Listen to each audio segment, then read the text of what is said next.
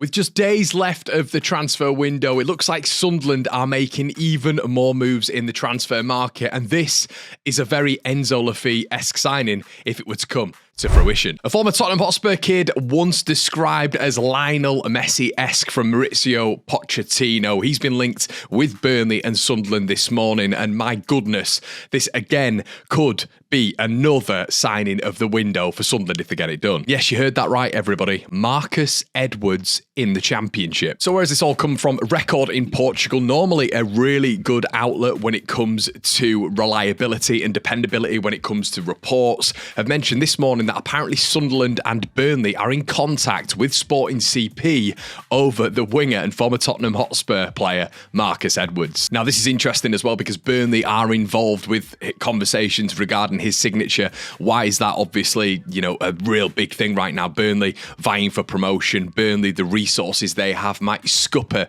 that of Sunderland, but what a battle this is going into the final furlong of the transfer window, obviously shutting on the 3rd Monday at 11 p.m. But if this is a potential battle, I would sort of edge it to Sunderland really, because they have that position, in my opinion, when it comes to competition for Patrick Roberts, really available for someone like Marcus Edwards to come back into the English pyramid to a big club. What I would say about Burnley is they have a lot of wingers available. Manuel Benson coming back into the fold as well. If I'm Marcus Edwards, that opportunity to take Patrick Roberts' place at Sunderland is there and available. And obviously Sunderland do have this sort of reputation of revitalising wingers in their recent history, Jack Clarke and Patrick Roberts being a couple of examples. He came through Tottenham's academy and was heralded as one of the best. As I've mentioned previously, Maurizio Pochettino famously referred to him as Mini Messi in 2018, and he moved to Portugal to revitalise his career from Tottenham Hotspur at Vitória Guimarães and Sporting CP, of which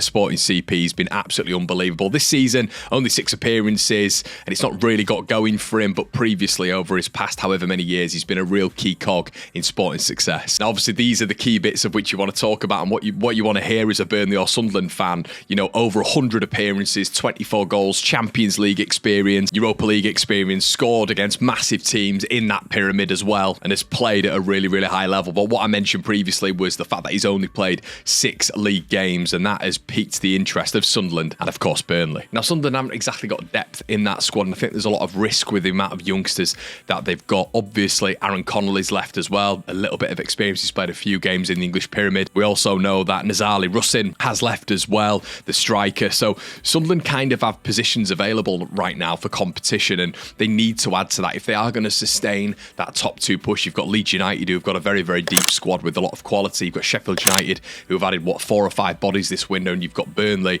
who already have a very decent squad and are in competition with Sunderland for this signing of Marcus Edwards. Beautiful thing about Edwards is he can play really along that front line. He can play central, he's played in the number 9 before, he can play right, he can play left, and I think all those versatility attributes are something that Sunderland will definitely look at as a profile of which could fit into their side and prosper, especially at Championship level. Look at the profile of managers he's played under. Obviously, the highlighted one is Amorim. It just shows that, look, he's able to play at that high level. He's able to play in that intense football of which Regis Lebris demands week in, week out. The fitness levels of that Sunderland team have to be at a certain level, and he's completely used to that, so the adaptability would be seamless. But I guess those potential concerns are that he's only played 6 games. He's had injuries as well. Would he be able to adapt to this level? Would he be able to adapt to the Championship? We know how ferocious it is. We've seen good players come in before and struggle, but for me, with Europa League experience, with English experience as well in the development squad at Tottenham Hotspur, and with Champions League experience and coming up against all of these top players, which he has done in the Portuguese league setup as well, I just think he'll be absolutely fine. And is it another wonder kid that Sunderland are going to revive? And you know, if I'm Sunderland, I'm saying, look, these are example A, B, C, D, E, F, G of us doing that, especially in recent history, mentioning Patrick Roberts and Jack Clarke. But for me, Sunderland have this history of helping young talents prosper again. And the interesting thing about Edwards is he's probably a little bit on the older side of that bracket as well, but he is at that point of which we know he's got an abundance of talent. We know he can play across that front line, and we know his career just needs revitalising right now. And who's to say 26 isn't young anymore? Come on, guys. But if they're able to bring in Enzo Laffi, if they're able to bring in Listen, Marcus Edwards in the same window, that are two unbelievable signings at this level. You look at the profile, you look at what they're going to bring to that Sunderland side, and if they are pushing the top two, this is another sign of which you're looking at and thinking, flipping heck. And would it help Enzo Lafia as well, being surrounded by better players? But we know as well that Marcus can play on that left-hand side. That might shove Enzo Lafia a little bit more into a central role. It's something to keep an eye on at least. So Sunderland versus Burnley, who has the edge? I think Sunderland do a little bit because it feels like they are really prioritising this signing. Are Burnley doing the same thing? As I've just mentioned previously, they've got Mike Trezor, they've got Manuel Benson, amongst several others in that setup. Jeremy Sarmiento, who can play out wide as well. I wonder what his minutes are going to look like if he went to Burnley. I do genuinely believe if he went to Sunderland, you might see a little bit of a better position for someone like Enzo Lafia in a central area. You also might see a little bit of competition for Patrick Roberts, who I think's gone off the boil a little bit this season on that right-hand side. But as I've mentioned previously, 4 or 5 times, Edwards can play everywhere really along that 3 and behind the striker. And it'd help Wilson Isidore massively as well. Marcus Edwards likes to get to the byline. He's got a real variation in his cross, whether or not it's whipped, whether or not it's those sort of floated balls in as well. And he can be a little bit of a demon on set pieces as well. But I think the big difference is going to be whether or not Sunderland can just say to him, you're going to be a big part of this, mate.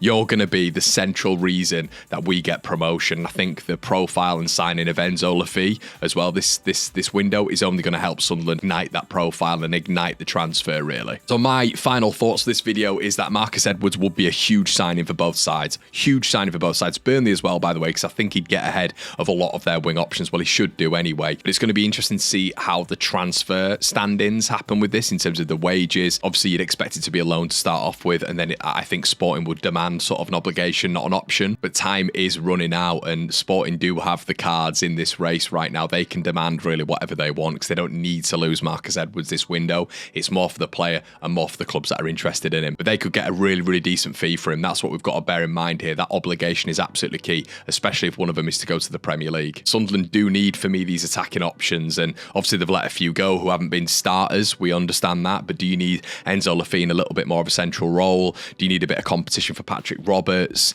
Does Wilson Isidore need a little bit of help in terms of variation? I think there's all points there of which need ticking off. Burnley, do they absolutely need him? Is he a necessity, especially with the likes of Manuel Benson coming back into the fore very soon, you'd expect. So Sunderland fans, would you want Marcus Edwards? Burnley fans, would you want Marcus Edwards? It's going to be interesting to hear your thoughts in the comment section below. Subscribe for more transfer updates, but subscribe for more topical evergreen videos as well, everybody.